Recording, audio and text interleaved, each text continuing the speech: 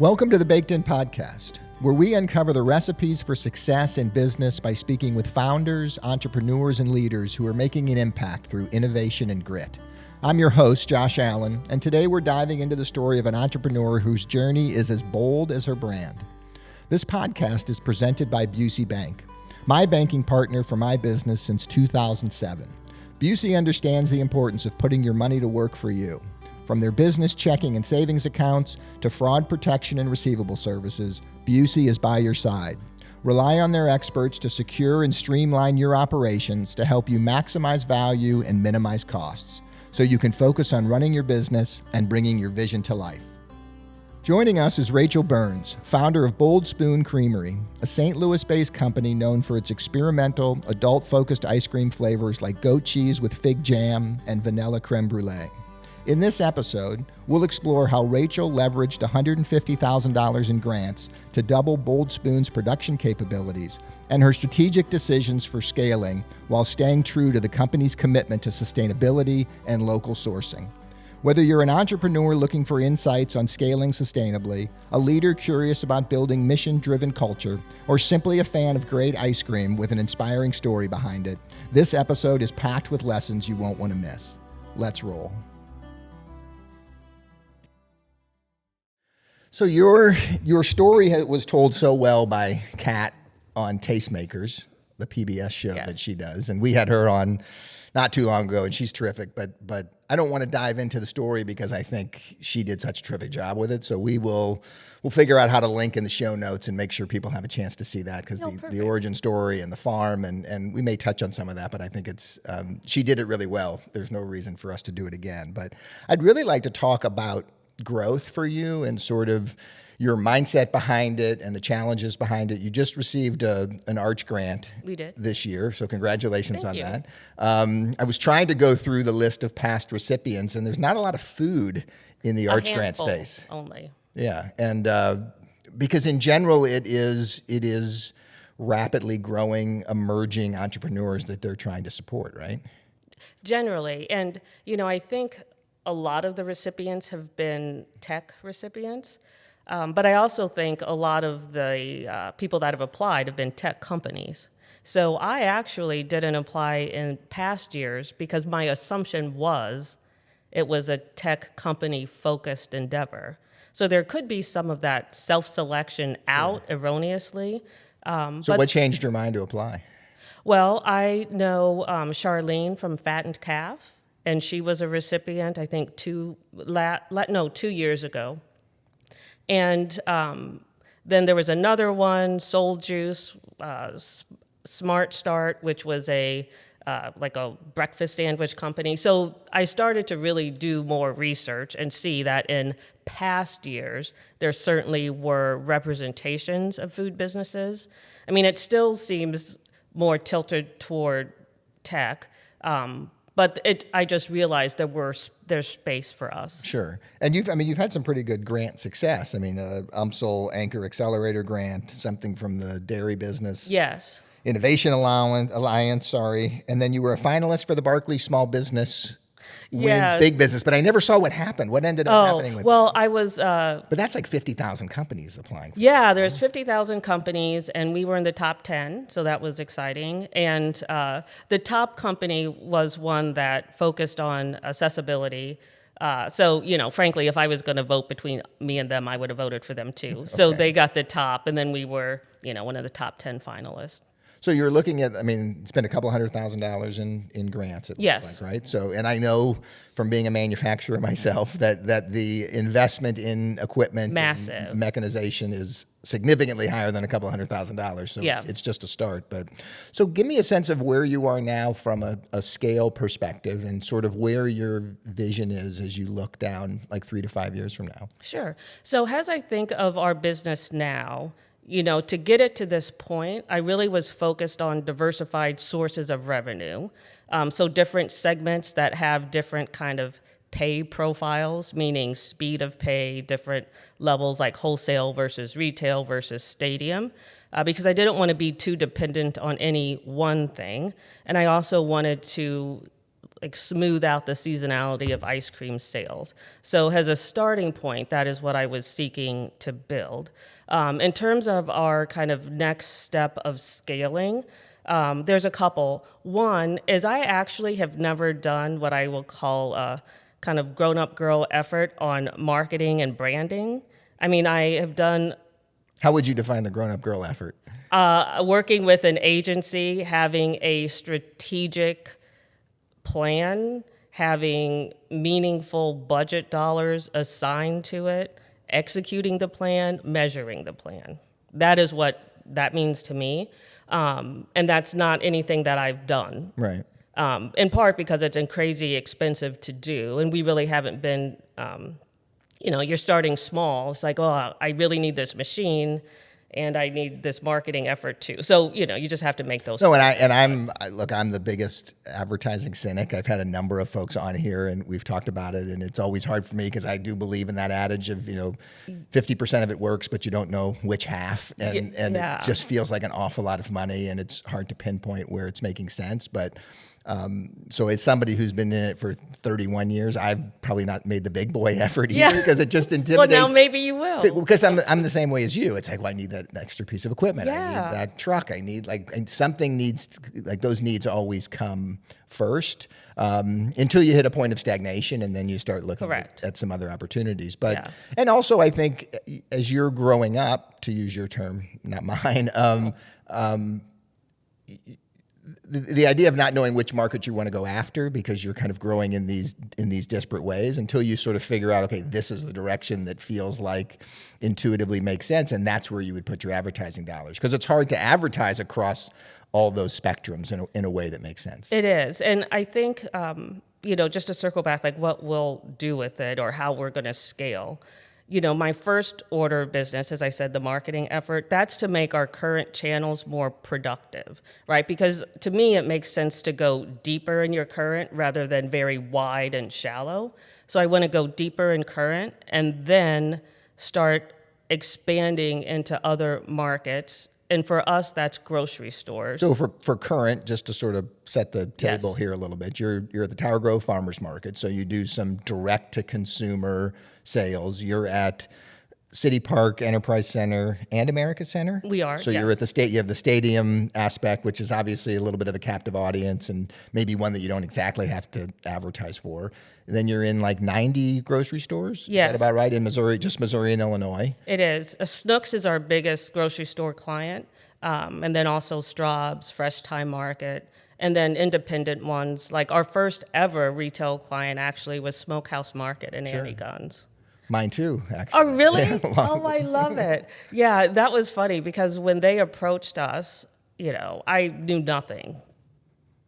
Basically nothing. Right. So how are you handling your own distribution to all of those 90 stores currently? You're going direct distribution on that? Yes, we have our own freezer trucks, so we deliver once a week. For Snooks, it's a bit easier because we just deliver to their frozen didistribution center, and then they cold spoke store it out from redistributes there. it for you? Exactly. Okay. Yeah, and so for us, that's a model that works. Once we scale kind of out of, say, 5-ish hours from here, then we'll reevaluate. But it works for us for now. And that's the opportunity you see so it's pints basically in grocery? Correct. Yes. In grocery store, it's pints. We do have some, in terms of our business, it's mostly heavily wholesale. And then, a quarter-ish of it, give or take, is stadium. And then a very small part is the direct-to-consumer. So, we have many different packaging, but in grocery stores, it's pints. Do you consider, just so that I understand, do you consider grocery to be wholesale? Correct, yes. Okay. But you also do gallons or 3 gallons for restaurants? For restaurant or partners, like we do. Yeah? Yeah, so we do that for restaurant partners. Our space at City Park, it is kind of like a mobile scoop shop of sorts, so we have 3 gallons there. But for the normal consumer individual, it would be pints. And what about retail shops? That's not on the horizon? Do you see that as something? Oh, for us, like For a you? Bold Spoon shop? Yeah. Maybe. That initially wasn't something I was considering, just because the scaling of grocery is something easier to do in the space that we have, right? Like if I want to scale and add another Snooks-like account, I don't have to get another building and hire a whole different separate staff to do that, and you would in a shop. So I don't think there's one approach that's frankly better or worse than another. Sure. I just think it's kind of what your personal preference is. So initially, I was not interested in that, but I'm open and exploring. Right. I mean, the grocery business, it's just such a competitive space.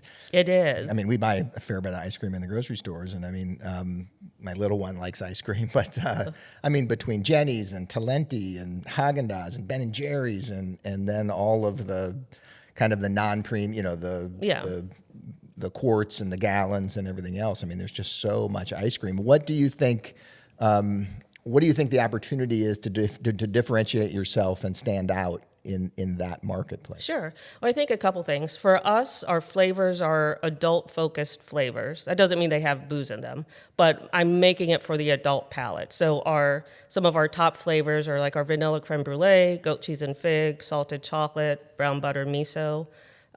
We also do not use any artificial coloring or flavoring, and we use farm-fresh ingredients, many of which come from our farm. So I think it's kind of the combination of, you know, the farm to bowl approach. Sure. Very clean, you know where the food comes from. You know, for us, for instance, like this, in the fall, we have our pumpkin chai ice cream, and we have, you know, acre and a half of pumpkins. We pick them, harvest them, make the ice cream. So I'm unaware of any other company doing that. So, you know, we just try to like really fiercely stay in our lane. Yeah, and that's like you're talking about with the advertising, because somehow you have to communicate that on a pint container, right? Like correct. How do you put that story out for the consumer in a way that they can capture it behind a somewhat frosted window in the grocery store, right? I mean, it's a challenge. Yeah, no, it is a challenge. I mean, I don't think it's one that's solvable for sure, and I think part of that is the marketing effort. Honestly, the stadiums play a big role too, because they feed each other, right? Like our location in City Park, it's right at the main entrance. So basically, you know, tens of thousands of people walk past us. It's crazy high volume location for us. And it's like everyone that comes, I tell my team, no one leaves this stand without knowing that they could get it elsewhere. Right. Right. Yeah. And so it's like every game we get to tell a couple thousand people, go to Snooks Jobs Fresh Time. So have you seen the impact of that in the stores? Yeah. I mean, in conjunction with City getting started, I mean, in the last couple of years, you've seen for sure. We've seen that impact. And, you know, people also come back and tell us. They're like, oh, we found the creme brulee at Snooks. Thanks so much for telling us, right? So you have to take advantage of those situations. I mean, it would be ridiculous to let thousands of people come to us every City match, and then they only think they could get it there. Right. How is City Park? I mean, we've had Gerard on, and he actually, I reached out to him because on the Tastemakers episode, he referred to you as, I think, the most level-headed operator that he has here, and then he said she's just calm and thoughtful. She makes her moves and her decisions with intent. So yes, he's a big fan of what you're doing. I love it. Has it exceeded your expectations at City Park? It has. You know, the crazy thing, I didn't even realize that they had a express intent on having a local food until I was approached to be a part of it, which is crazy in every way. Right. But yes, it's exceeded our expectations because, for one, in the past, for instance, I'm just using my own kind of experience. When I would go to see a game of any sort, we would go to dinner first because I assumed at the stadium it was just going to be the normal stuff. Right. And so we always went to dinner first. But now at City Park, virtually no one does that. I mean, the gates open an hour and 45 minutes before. People, I could see them, they come to our stand, look at what we have, and then like, okay, make a note. I mean, we started doing samplings too during that time.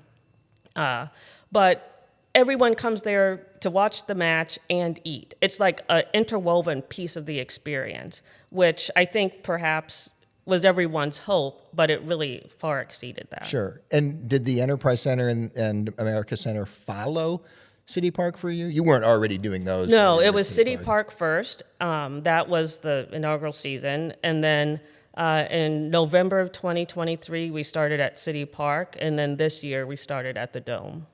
Okay. And how have those compared? Because obviously it's not exactly the same when it comes to the overall food service experience. Are they comparable? I mean, the crowd size, I guess, at Enterprise Center is just a little bit under. Yeah. And then, obviously the Battlehawks draw pretty well for some of those games. Is it comparable, or do you find that the soccer audience is spending more money on food, or I think it's that. I mean, all of them are incredibly important to our business, and a big piece of it. But City is the only one that had an intent on doubling down on the food scene. Right. Right. I mean, the others are coming along. And in fact, Gerard was sharing that other stadiums in other cities have reached out to learn more about how they did it. I mean, it's obviously been a model for clearly how it can be done, which is really cool to see. So. Yeah. So are there as you look at the growth over the last few years, and as you look ahead, are there specific metrics that you're looking at, that you you have a dashboard in your head or weekly that you look at that sort of tells you if you're on track with what's happening? Yeah. Well, it's not just in my head. So my past life, before Bold Spoon, I was a corporate investment consultant. So I helped large publicly traded companies with their investment strategies for their pension plans and 401k plans. And that was like a 20-year career, right? Correct. Yeah. And so, you might think, well, geez, what does that have to do with running an ice cream business? And I would say everything, because I was very data driven, right? I don't make decisions on hunches. If someone says, hey, what is more profitable, this, or this, I could tell you. So the way I look at our business, as I said, we have 3 segments. We have wholesale, we have stadiums, and we have direct to consumer. So even within the stadiums, I'm looking at the profitability of each one, right? Our labor cost, it's the production team is one thing, but the stadium labor cost needs to get tagged against the right stadium. So you could really evaluate things, right? So I'm looking at the gross margin of each segment, and then frankly the net of each segment. Are you able to build the business with equal gross margins across those segments, or do you have to sort of compromise as you look at those opportunities and accept that one or the other is going to be different? Yeah. Well, they are different, but I think they each play their role. So as I said, you mentioned in the beginning that we are at Tower Grove Farmers Market. So of our business, 10-ish% or so is direct to consumer. So that's the farmers market. We also do selected events that I think will have our target market there. So for instance, we participate in at the Missouri Botanical Gardens, Best of Missouri Market, or Zufari. So, for instance, the direct-to-consumer part, when I'm doing Zufari, that's free. I make nothing. I pay, right? So that's kind of in the marketing bucket. But I think each part plays its role. So while the direct-to-consumer, on a gross margin, is higher, because obviously I'm not selling at a wholesale price, I'm selling at a retail price, that's not for us, the way we do it, scalable. So the way that I use direct to consumer at this point is customer discovery and brand awareness building.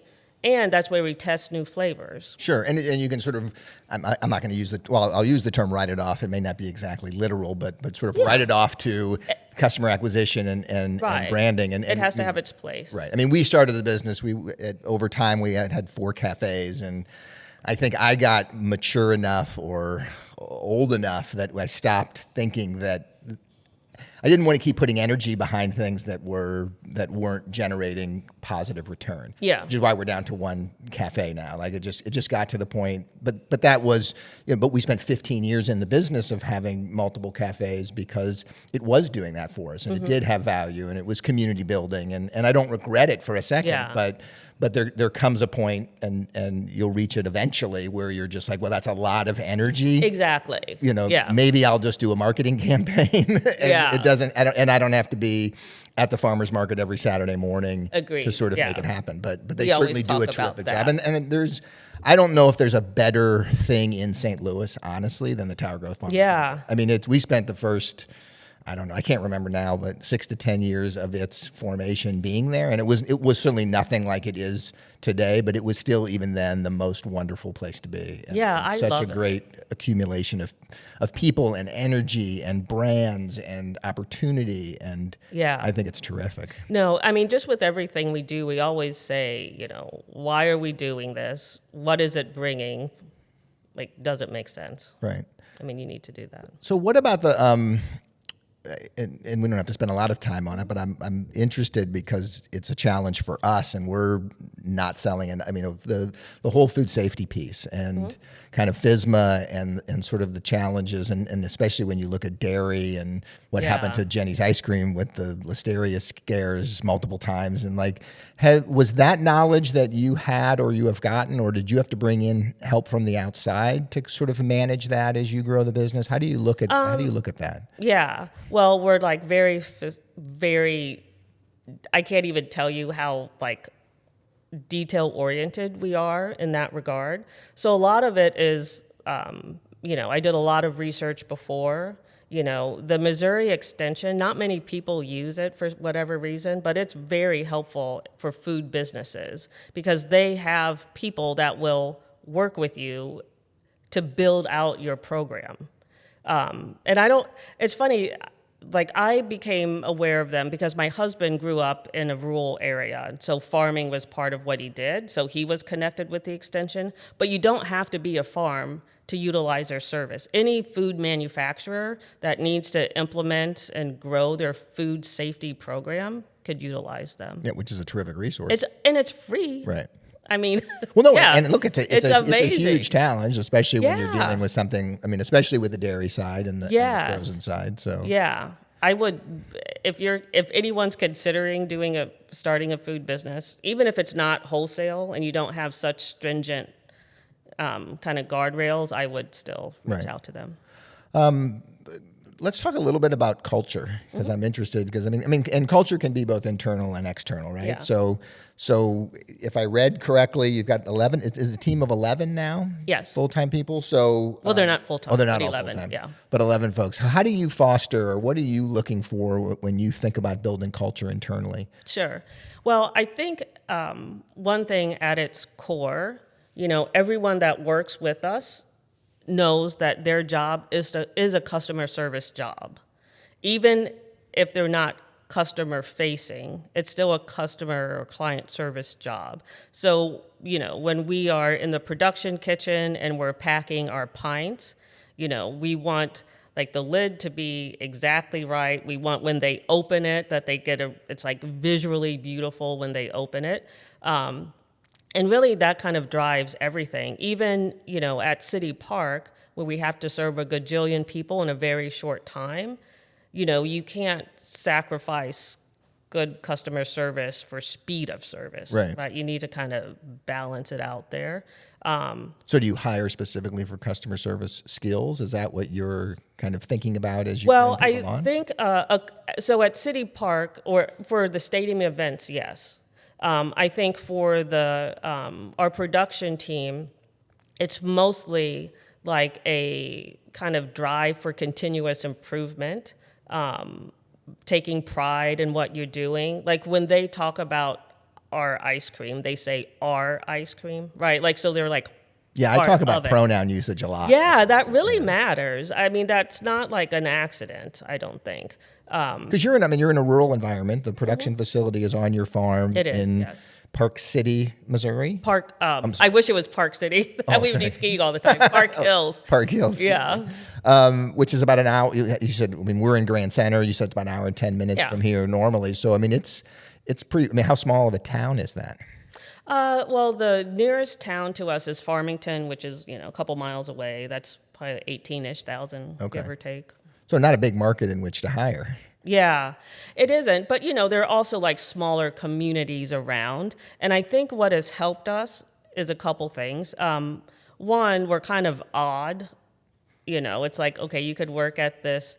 You could say quirky. Yeah, quirky. And it's not like a disparaging thing. But yeah, because we're just like in the middle of nowhere. It's this premium ice cream brand making ice cream for like stadiums in St. Louis. It's like, what are you doing?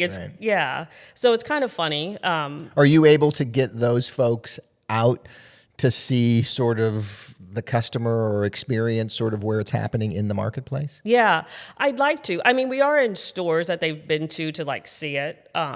But they haven't like come to City Park or Enterprise with us yet. But actually, that's a good idea. We started. I mean, we do like at the other events, but not the stadium. And we have 75 bakers, so it's not easy to do.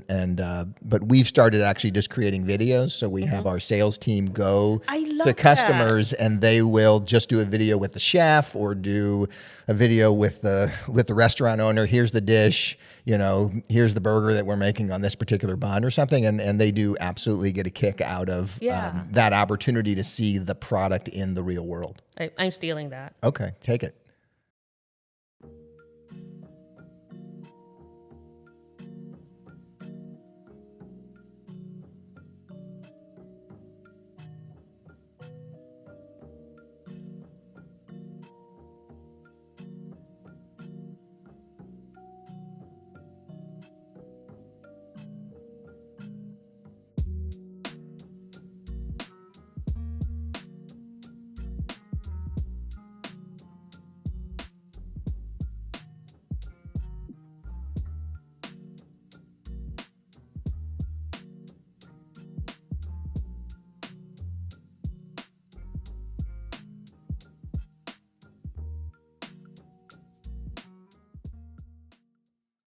So do you think that it's, are you concerned about the ability to maintain authenticity as you scale and grow? Well, I would say, I think when you scale and grow, your business does change a bit. But I think as long as you stay in your lane, understand what makes you uniquely you and keep doing that just at a bigger scale, then I think you'll be fine. I do see sometimes in small food businesses, or not just food for that matter, but that's just the ones I'm most aware of. Like they'll, be kind of just in a certain region, and then they get a national account, and then the wheels fall off the bus because they're unable to kind of, produce the levels that are expected to be in, Walmart or whatever. So, as we grow, I'm always very measured about the growth. And I know what we can do and kind of keep everything as it is. And then we'll, when we need to grow a bit more, we'll grow a bit more. Yeah, it's always hard to balance that because you want the business and you want the opportunity, and then you get it, and do you take it? And if you pass up on it, is it going to come back when you are ready? And are you ever really ready for that stair step of growth? But I think having data behind it is really important, because I think a lot of times when people scale nationally, right, there's like a host of costs that come with that. And usually it's a couple years before it's like a break even, right? So it's like if you've done your research and know that and know the math and know, okay, well, we're not going to break even on this for, 24 months.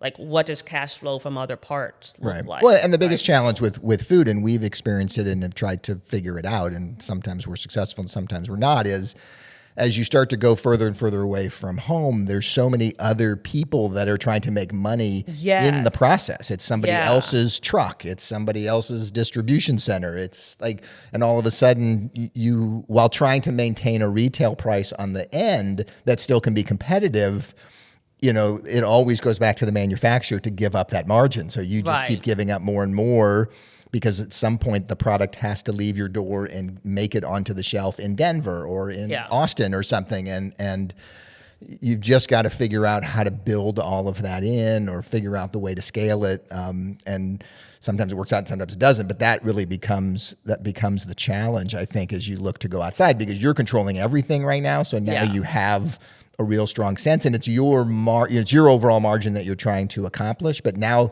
people not only have to move your product, but they want to make money moving your product. Of course, and so it's different. Yeah, and so I think there's a role. We'll just have to find the opportunity and do the math and see what works. So when you look ahead, what keeps you up at night?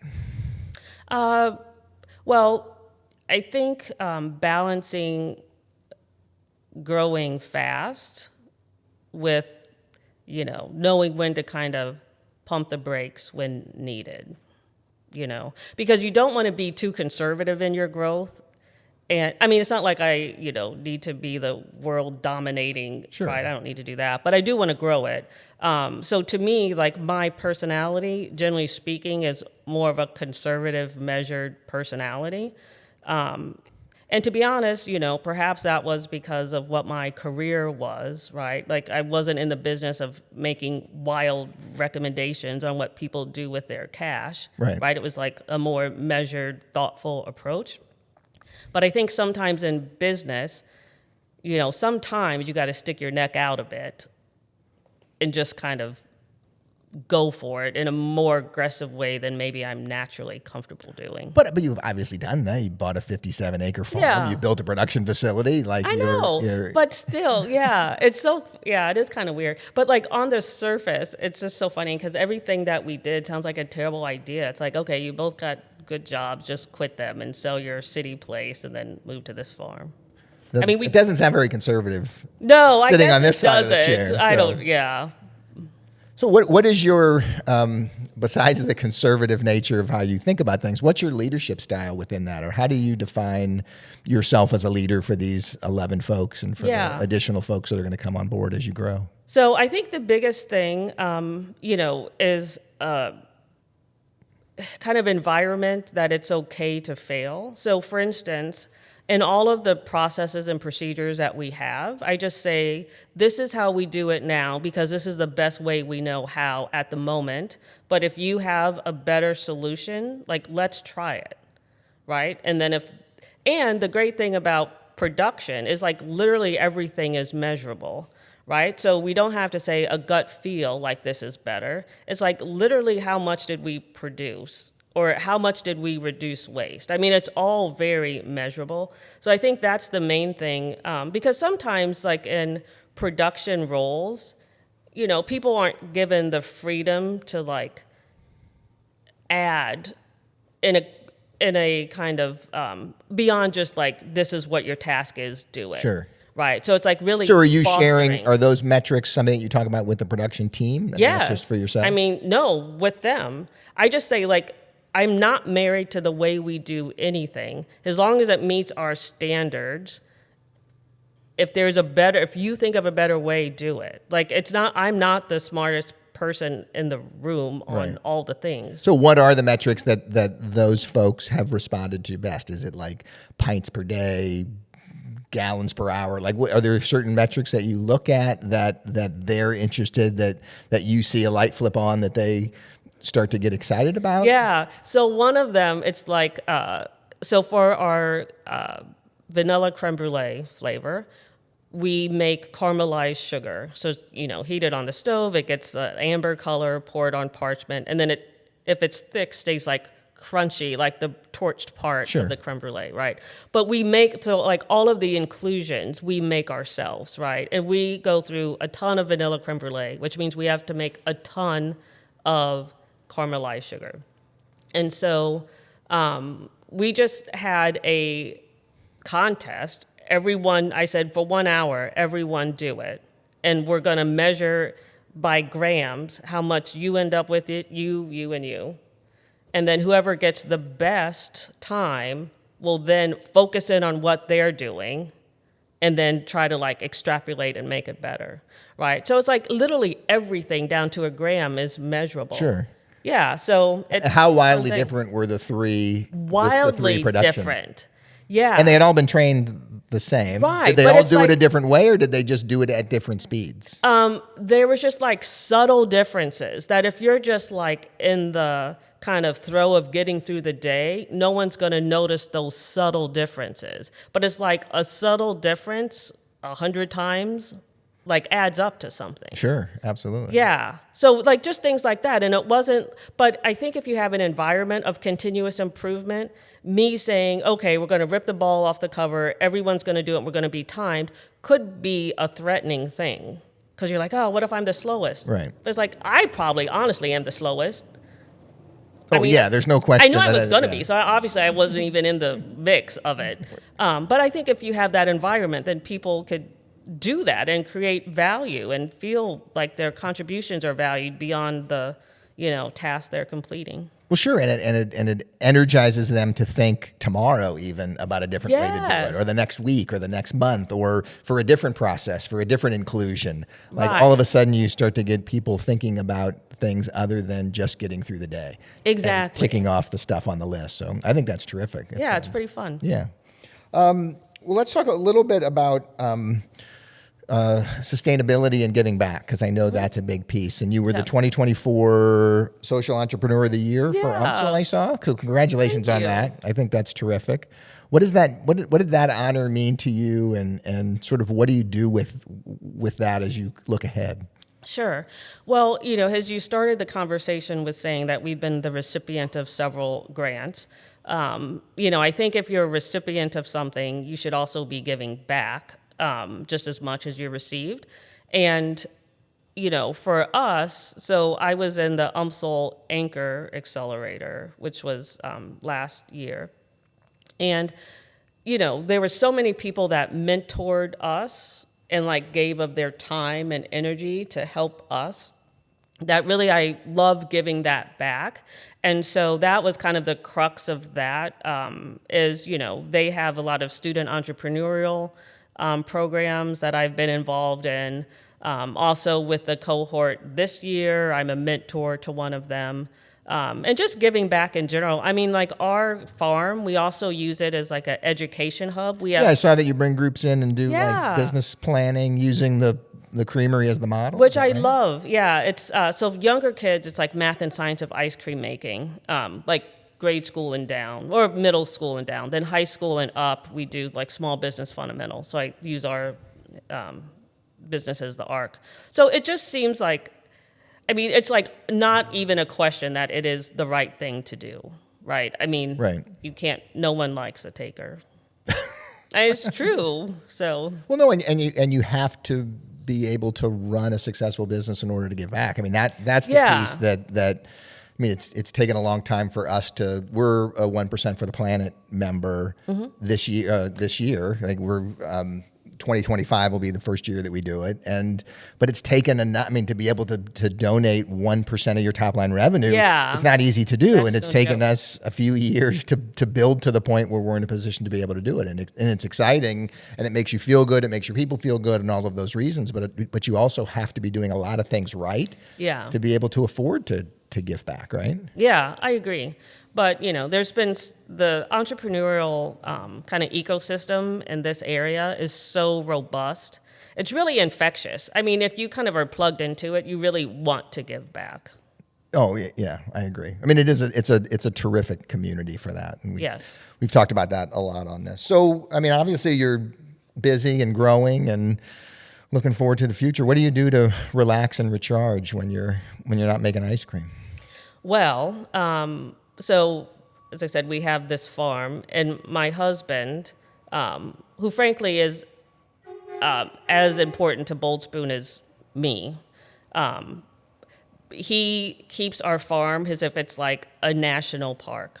I mean, it's like you will not find one piece of garbage on it. It's like immaculate. So in the, when it's nice outside, I love just kind of hanging out by the pond, kind of tootling around. We have like a couple acres of sunflowers and wildflowers, which are fun to. And you live on the farm, right? We do, yeah.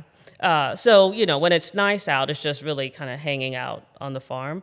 When it's cold outside and it gets dark at 4, that's kind of a different thing. So, like watching old movies is kind of fun for me. Sure. So where can folks can find the ice cream locally at Schnucks and Straub's, you mentioned, and Fresh Time, and some of the other independents, and continued growing, and all the stadiums. And when we go to the city games, we'll stop by and see you. But I really appreciate you spending a few minutes this morning. Thank you for having me. I loved it. And congratulations on everything that you've got going on. And I will be excited to watch the future. Awesome. Thank you so much. Thanks, Rachel. Thanks so much for joining me today. I can't tell you how much I've enjoyed sharing these insights from folks I truly admire. Be sure and follow the show in your favorite podcast player to be alerted to newly released episodes. And share a comment if you have any feedback or future contributor recommendations.